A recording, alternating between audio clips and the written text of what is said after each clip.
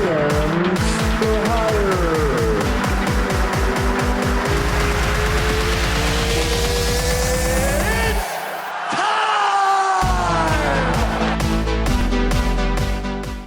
Welcome back, everybody, to GMs for Hire. My name's Will Polson. Alongside with me is Matt Perry today, and we have a special guest with us, the newest member of the San Francisco Giants, pick number 116 in the 2020 MLB Draft, Mr. Carson Ragsdale. Carson, how you doing today, my friend? Good, guys. Thank you all for having me on. I appreciate it. Hey, thanks for coming on, man. Let's just get right to it. Like I said, pick number 116, round 4 by the Philadelphia Phillies. What's it like getting drafted, man? And where were you when you got that call? Yeah, man, it was a surreal experience, just having all your dreams come true in like an instant. It was the craziest 2 days really of my life, getting phone calls and kind of working through some deals with my agent, family and stuff. So I was taking it all in at the house. So I was with my mom, dad, girlfriend, and sisters and grandparents and stuff. So just to have them there was incredible. And so the MLB draft is typically about 40 rounds, and this year in 2020 it was only 5. Were you and your team expecting that high of a draft pick, or were you kind of expecting to be maybe later on and get a call afterwards? What were you and your team expecting? Yeah, so I knew that I was like kind of right on the bubble, which made it even more nerve-wracking going into it. So like I'd heard that I was like, it was probably like 95% chance I would get drafted, but that like 5% of going as an unsigned free agent kind of creeping in my mind just made it even more nerve-wracking going into it. So just great to have an awesome team behind me, my family and my agent to work through all that. So just staying positive was really the key there. There you go. I'm sure, you said that you knew you were kind of on the bubble there. Pretty confident that you were, but does a little bit of that play into the fact that you were coming off of Tommy John this upcoming season and maybe not getting as many reps as some of the other guys? Did that play a little bit to the uncertainty? I guess you could say it did a little bit. But just really having a shortened season, I only got like 4 starts in, and then I didn't have a crazy track record.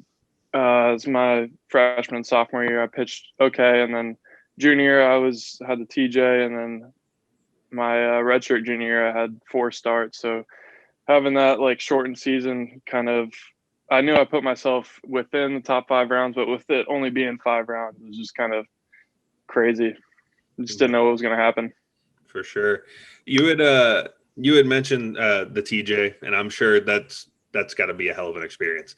Was there a certain moment in which you kind of knew something was wrong? Was it a bullpen? Was it a game? What was that moment like where you started to feel a little bit of give back in your arm?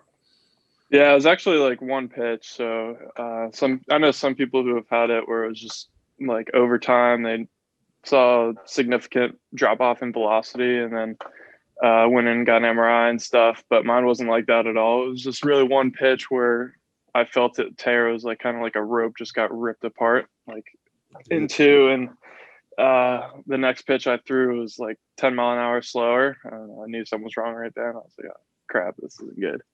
But I'm just blessed to have I had a great training staff behind me at USF. Josh Ran, he did a great job working with me. And then Coach Mole and Coach Whitson obviously helped out a lot too.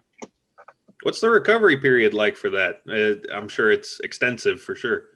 Yeah, it took me really pretty much a year to get back, a year and change, honestly, to get back all the way to 100%. Luckily, I had it in October, so that gave me pretty much like 15 months before I had to get back on the mound in an actual season. So I had a little bit extra time. But it took me right around like spring inter squads in January. So it was like probably a year and a couple months to get back to feeling 100%. You had mentioned that in your freshman and sophomore year, your stats were all right. You kind of seemed like you weren't exactly too happy with them. You feel like you could have done a little bit better. And then TJ there, does the doubt ever start to set in a little bit, especially after having such a big injury like that, whether you should keep playing or not? What was your mindset going through all that? No, I mean, TJ nowadays is pretty much common where it's known that guys are going to come back even better from it. So I knew I was going to put in the work to get back to where I needed to be and even better than where I needed to be. So I wasn't really worried about that at all. Now, before your redshirt junior season, you had spent some time not only on the mound but also at first base. What was it that made you want to fully commit to pitching? Yeah, I just knew that like splitting time between pitching and hitting just wasn't really benefiting me that much. Like I was not really getting better in either category, so I decided that just me being 6'8", I had more of a pitcher's build, and I always liked pitching a little bit better than hitting. So I just decided to go that route, and hope it paid off, and I think it did. I thought you were just going to be a taller Brendan McKay. I thought that's what you were going for. No, it was tough going through practice and like having to throw a bullpen and then sprint into behind home and take some BP after that. It was getting to be a little bit too much for me. And I knew if I just committed to being a pitcher, then I would be able to really work on that and commit to it. And I knew I'd get better. You got a couple of college long balls, though. Don't forget that. You got a couple under your name. Yeah. Hey, and now you're in the National League, so you might see some time anyway. Yeah, there's no universal DH anymore, so we'll see. It took a couple swings the other day. It wasn't really that great. It's worth a shot. Transform more to like a golf swing nowadays. I believe it. Let's jump into the redshirt junior season. Your first game back off of Tommy John. You face Marist on the Sunday game of that series. You come in and you dominated. You took a no-hitter into the 6th inning. You only allowed 2 hits in the game, 1 run, and you fanned 10. What was that feeling like, just coming back and just finally getting back on the mound and to have such a dominant performance? Yeah, it was just fun. I just was like a little kid out there again, just playing the game. When you have something like that taken away from you, you just don't take it for granted anymore. So when I got the opportunity to go out there and compete again, I just had a blast out there. Absolutely. Later on in the season, you went on to take on number 1 Florida, who at the time was 15-0, and you had yet another phenomenal start. A little shorter of a start, only 4 innings, but you did only allow 2 hits in that game, 1 run, and struck out 10 yet again. Is that a little daunting facing the best team in the nation? I knew at the time USF, we didn't have the greatest record. Things were a little bit slow to start the season, and you're facing a team who hasn't lost yet. And do you remember anything working particularly well for you in that game, or was it just one of those nights where you stepped on the mound and things were just clicking?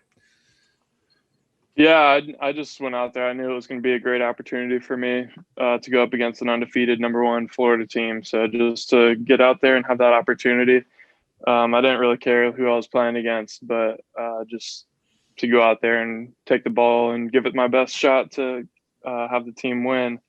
That's really all I was going for. And that day I had my curveball working really well that day, and I think that helped me out a lot when I was dropping it in for strikes and then throwing it out of the zone and strikeout counts, and then put my fastball where I wanted it to.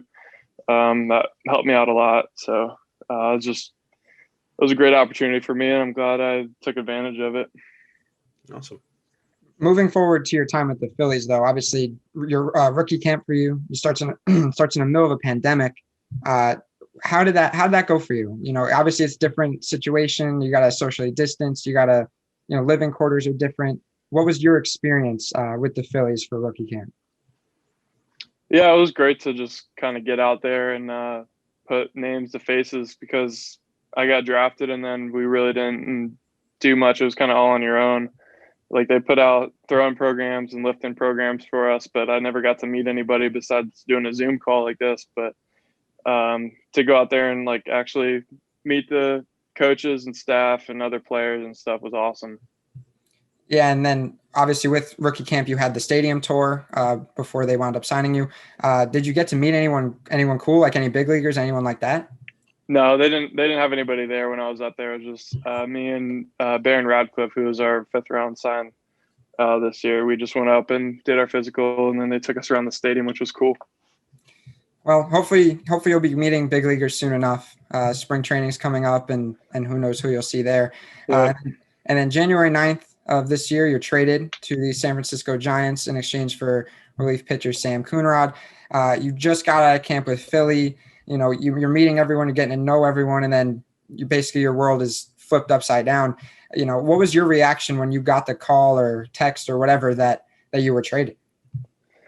Yeah, it was crazy, but it's just the business of baseball. I'm blessed to be given an opportunity by the Giants, and I can't wait to get to work with them.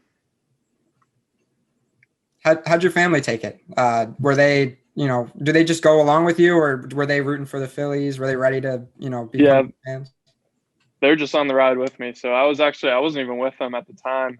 So I got the call, and then I got the call from the Phillies, and then I had to call my dad real quick and tell him what just happened. And then I had other people calling me from the Phillies and from the Giants. So in between phone calls, I was just giving them updates real quick. So the little time I had in between calls for the next like hour or so. So they're on their toes for a little bit, but they're definitely pumped.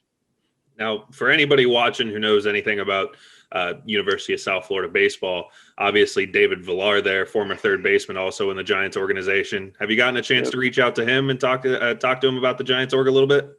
Yeah, we've been in touch a little bit. He says great things, and I know he's thrilled to be with them. So it's definitely nice to have someone, you know, a nice familiar face there. So looking forward to reconnecting with him. Awesome. So I was doing a little research on you, obviously, and I personally I've lived in Wesley Chapel almost all my life since I was 4, and I realized you are also a native of Wesley Chapel. Oh yeah. Yeah. So, and I realized you went to Bishop. So was there any decision picking Bishop over a school like Wiregrass or Wesley Chapel? I went to Wiregrass. John Gant, who's the MLB for the Cardinals, he went to Wiregrass. So I was just wondering if there was a specific thought as to why you picked Bishop over a school like that. Yeah, so I grew up Catholic, and then my mom grew up going to Catholic school for high school as well. So she wanted me to have that experience of going to Catholic school, which I had a great time at Bishop, and I enjoyed being there and met a lot of great people there. So it was an awesome experience for me. Yeah, and then if there was there an athlete that you looked up to that inspired you to be what you are today growing up? Yeah. So growing up, I had a couple guys that I look up to. I grew up a big Rays fan, so I like watching David Price a lot pitch. He was just fun to watch. But yeah, I really just growing up looked up to my dad, and he was one of my biggest role models growing up. I didn't really have anybody in the major leagues that I tried to look after, but my dad really instilled in me like the work ethic and just giving everything 100%. So that's really how I try to attack my daily life and try to attack my career as well. So I know if I do that, then everything's gonna fall into place. All right, Rags. I appreciate you joining us. We do have a little rapid fire question session, so I'm going to throw some questions at you. You just give me the first answer that comes to mind whenever it comes to it. I want your pure, genuine, honest answers whenever you hear these questions. So we're going to keep it lighthearted here. We're going to end it off here. So first off, favorite sports movie of all time?